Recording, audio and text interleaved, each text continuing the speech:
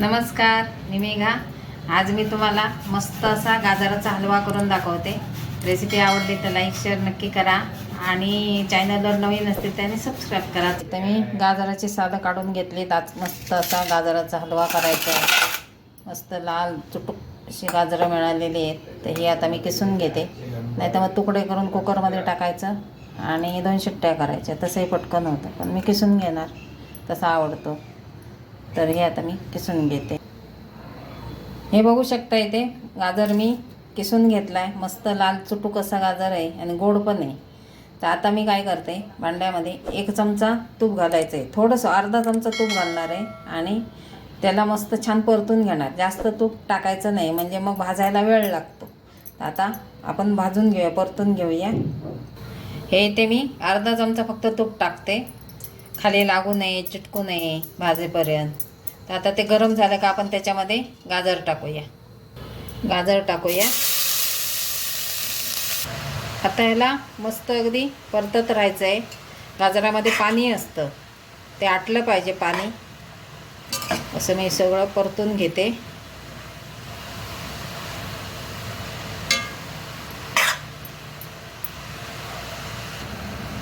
काय आता मार्केटमध्ये गाजर यायला सुरुवात झाली आणि खूप छान मस्त दिसले गाजर, लाल बुंद। खाऊन बघितलं तर गोड आहे मस्त, तर म्हटलं घेऊन जाऊया। आम्ही करतो 4-5 वेळा तरी गाजर असेपर्यंत हलवा होतो घरात। तर ह्याला आता आपण असं परतून घेऊया। मी तुम्हाला सांगणार आहे किती वेळ मी परतलं ते। बघा, भरपूर असं कमी झालं आहे बघा। किती होता, अर्ध भांडं होतं। अजूनही आपल्याला थोडा वेळ असं परतून घ्यायचं आहे।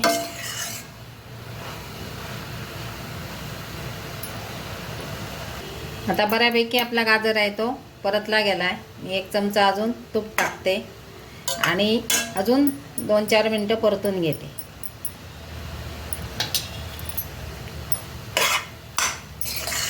बघा, खाली अजिबात लागलेला नाही। मी काय केलं, पहिली 5-6 मिनटं मोठा ठेवला गॅस, म्हणजे पटकन त्याच्यातलं पाणी कमी व्हायला, आणि नंतर मी मिडियम गॅसवर त्याला छानपैकी परतलं आहे। अगदी मस्त, अगदी वास सुटला आहे, सुगंध सुटला आहे बघा। म्हणजे आपला गाजर आहे तो छान परतला गेला आहे। आता 2-3 मिनटं मी परतून घेणार, नंतर आपण मग त्याच्यामध्ये बाकीचं साहित्य टाकणार। हे बघू शकता, आता गाजर आपला मस्त असा परतून झाला आहे। साधारण मला 16-17 मिनटं लागली, कारण मी मिडियम गॅसवर त्याला परतलं आहे। छान अगदी मस्त परतून झाला आहे। आता ह्याच्यामध्ये बाकीचं आपण साहित्य टाकूया। आता मस्त असा गाजर परतून झाला आहे। आता ह्याच्यामध्ये टाकूया दूध। हे बघा, ह्याच्यात दुधाच्या अगोदर मी पेढे टाकते कुस्करून, याने चव खूप छान येते। म्हणजे खवा टाकायचा होता तर पेढे टाकते। आता मी खवा किंवा पेढे आपण काही टाकू शकतो, आणि पेढे टाकले तर थोडं साखरेचं प्रमाण कमी करायचं, कारण पेढ्यांमध्ये साखर असतेच। तर हे मी 4-5 पेढे टाकते याच्यामध्ये। ते मिक्स करून घेऊया। आता हे सगळे मिक्स करून घेऊया, याने चव खूप छान येते।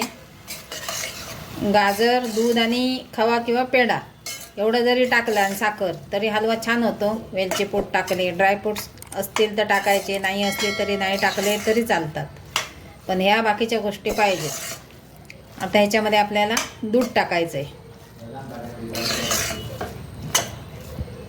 आता ह्याच्यामध्ये मी बदाम थोडेसे आणि काजू ते टाकते। त्यानंतर इथे आहे वेलची पूड, ती टाकते, आणि मी अर्ध्या वाटीपेक्षा कमी घेतली साखर, कारण पेढे आहेत त्यामुळे साखरेचं प्रमाण मी कमी केलं आहे। खवा टाकला तर मग ते बरोबरीत साखर टाकावी लागते, गोडी तेवढी यायला पाहिजे।